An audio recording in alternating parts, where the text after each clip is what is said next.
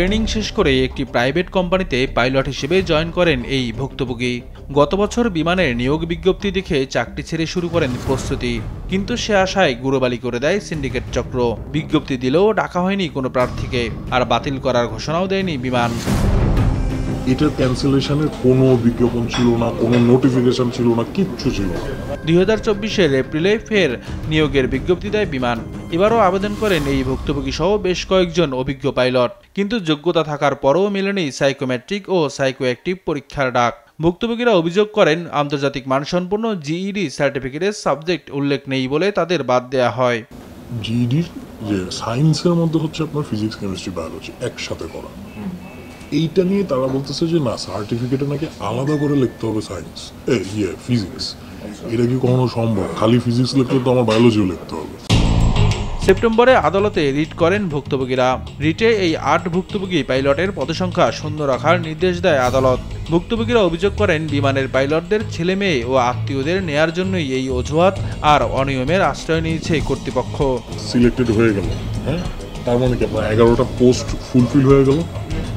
আর 11টা post যদি fulfil না হয় তাহলে কি হইল? নিচে পজিশন বেশি থাকলো, তার মানে তার ছেলের ঢোকার চান্স বেশি। অভিযোগের এই সত্যতা বেরিয়ে আসে দেশ টিভির অনুসন্ধানে। এবারের নিয়োগে আবেদন করেছে বিমান কর্মকর্তাদের ছেলে মেয়ে ও স্ত্রী সহ 6 জন। ক্যাপ্টেন ইশতিয়াকের ছেলে সাদিক হোসাইনের ফ্লাইং আওয়ার কম ও ট্রেনিংয়ে ভালো ফলাফল না থাকলেও সাইকোঅ্যাক্টিভ ও সাইকোমেট্রিক টেস্টে জায়গা পায় প্রথম স্থানে। আর দ্বিতীয় নম্বর তালিকায় জায়গা পায় বুশরা সিদ্দিকা, যিনি ফার্স্ট অফিসার আব্দুল কাদের চৌধুরীর স্ত্রী। আরও রয়েছে ক্যাপ্টেন SM বেলালের ছেলে ও ফার্স্ট অফিসার রাফসানের ছোট ভাই মোহাম্মদ শাহেক। এছাড়া ক্যাপ্টেন হাসনাইন চৌধুরীর মেয়ে সামরিন চৌধুরী ও ক্যাপ্টেন শাহ শাহেদ ইকবালের মেয়ে তাসফিয়া ইকবালও।